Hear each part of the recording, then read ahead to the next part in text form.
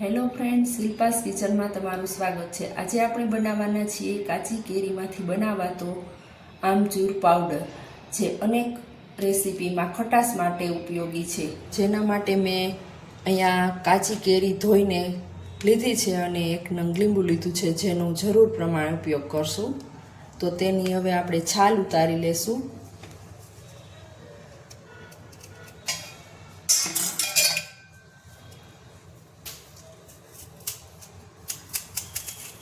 અત્યારે ઉનાળાની સિઝન છે, તો માર્કેટમાં કાચી કેરી અથાણા માટેની કેરી મળે જ છે। તો આપણે આમચૂર પાવડર બનાવવો હોય તો આપણી રીતે આપણે પીળી ન પડી હોય અને આવી કાચી વ્હાઈટ કલરની કેરી લેવાની રહેશે આમચૂર પાવડર બનાવવા માટે।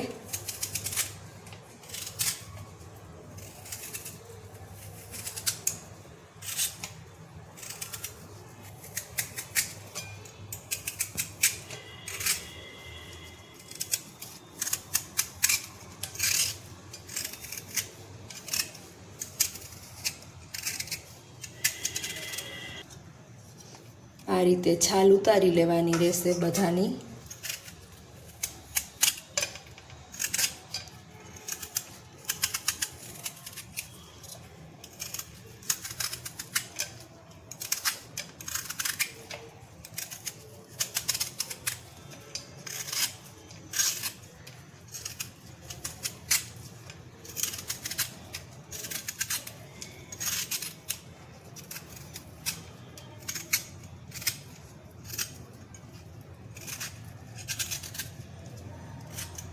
તો બધી કેરી હવે છાલ ઉતરીને રેડી થઈ ગઈ છે। તો હવે આપણે એનું કટિંગ કરી લેશું।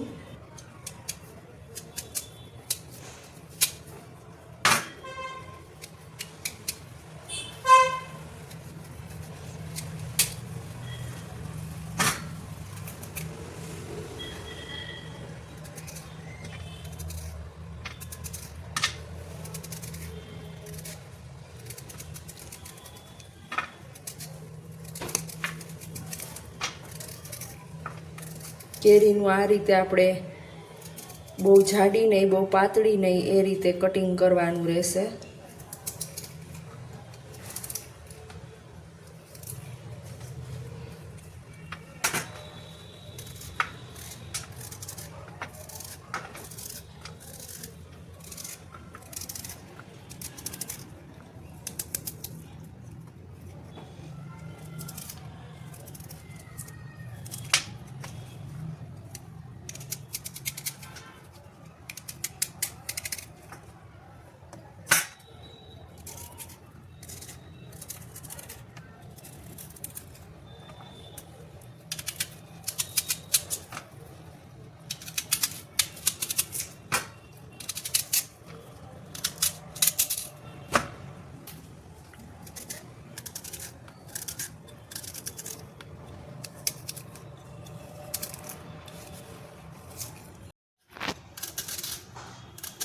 કેરીમાં આ રીતે સુધારતી વખતે અવાજ આવે છે એટલી કડક કેરી લેવાની છે।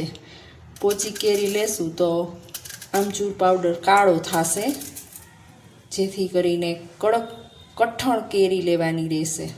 તો હવે આ કેરીનું કટિંગ રેડી થઈ ગયું છે। હવે તેની અંદર આપણે લીંબુનો રસ એડ કરશું।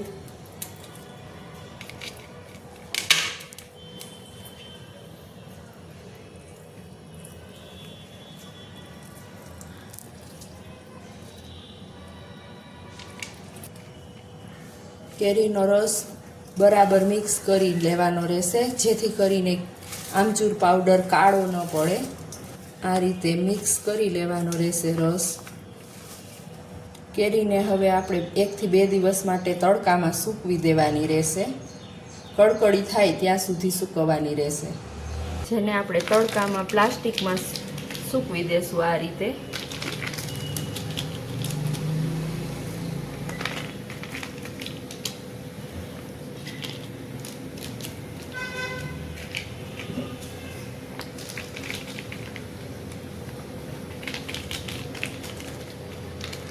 કડકડી થાય ત્યાં સુધી સૂકવવાની રહેશે।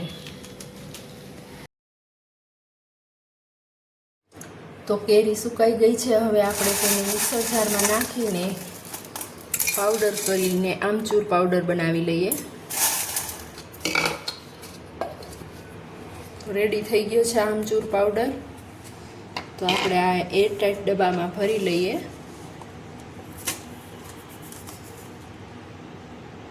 જેથી આપણે જ્યારે યુઝ કરવો હોય ત્યારે આપણે તેનો યુઝ કરી શકીએ.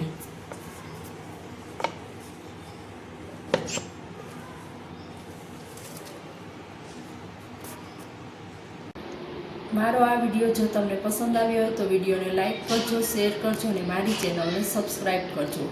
બેલ આઇકન દબાવવાનું ભૂલતા નહીં.